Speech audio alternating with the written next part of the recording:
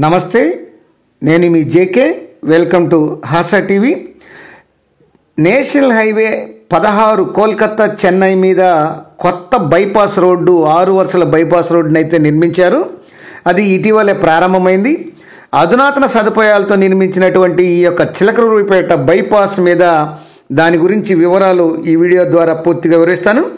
కోల్కతా నుంచి చెన్నై వెళ్ళే జాతీయ రహదారి 16 దీని మీద చిలకలూరిపేట వద్ద నిర్మించినటువంటి 6 వరుసల బైపాసు అందుబాటులోకి వచ్చింది. ఇప్పటి వరకు ఈ హైవేపై వెళ్ళేటువంటి వాహనాలు చిలకలూరిపేట నుంచి పట్టణంలోకి వెళ్లాల్సి వచ్చేది.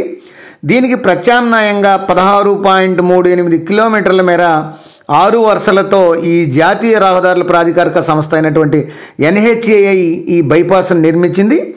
దీనిపై గత 4 రోజులుగా వాహనాలు అనేవి రాకపోకలు సాగిస్తున్నారు, అనుమతి ఇచ్చారు. వాస్తవానికి ఇది గత నెలలోనే ప్రధానమంత్రి నరేంద్ర మోదీ విశాఖ పర్యటన సందర్భంగా చిలకలూరిపేట బైపాస్ను వర్చువల్గా ప్రారంభించాల్సి ఉంది. అయితే ఆయన పర్యటన రద్దు కావడంతో ఈ బైపాస్ ఆరంభం ఆగిపోయింది. తాజాగా NHAI ఉన్నతాధికారుల ఆదేశాలతో ఈ బైపాస్కు వాహనాలు అనుమతించారు. ఈ బైపాస్ రోడ్డు అంచనా విలువ వచ్చేసి 907 కోట్ల రూపాయలు. అయితే భూసేకరణ ఖర్చు చేసినటువంటి నిధులు కాకుండా సివిల్ పనులకు గాను 725 కోట్లు ఖర్చు చేయడం అయితే జరిగింది. ఈ చిలకలూరిపేట బైపాస్లో ఎటువంటి సదుపాయాలు ఉన్నాయో ఇప్పుడు మనం తెలుసుకుందాం.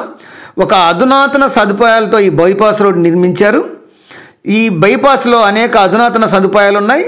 అడ్వాన్స్డ్ ట్రాఫిక్ మేనేజ్మెంట్ విధానంలో భాగంగా ప్రతి కిలోమీటర్కు ఒక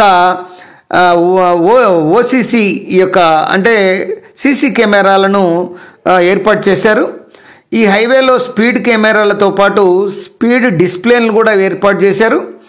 వాహనం బైపాస్ నుంచి దాటి వెళ్ళిన తర్వాత అది ఎంత వేగంతో వెళ్తుందో అక్కడ దగ్గరలో ఉన్నటువంటి డిస్ప్లేలో చూడవచ్చు. గంటకు 100 కిలోమీటర్ల వేగంతో వాహనాలు వెళ్ళేలా డిజైన్ చేశారు. ఈ వాహనాల వేగం కేవలం 80 కిలోమీటర్లు మాత్రమే అవకాశం ఇస్తారు ఈ బైపాస్ మీద. బైపాస్కు పక్క భాగంలో ఒక మెగావాట్ సామర్థ్యంతో కూడినటువంటి సోలార్ పవర్ ప్లాంట్ను కూడా ఏర్పాటు చేశారు.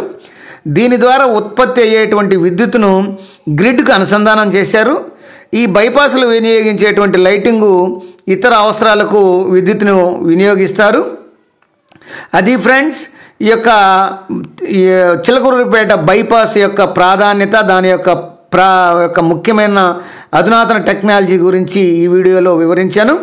మరొక అంశంతో మళ్ళీ మీ ముందుంటాను ఫ్రెండ్స్. జై హింద్.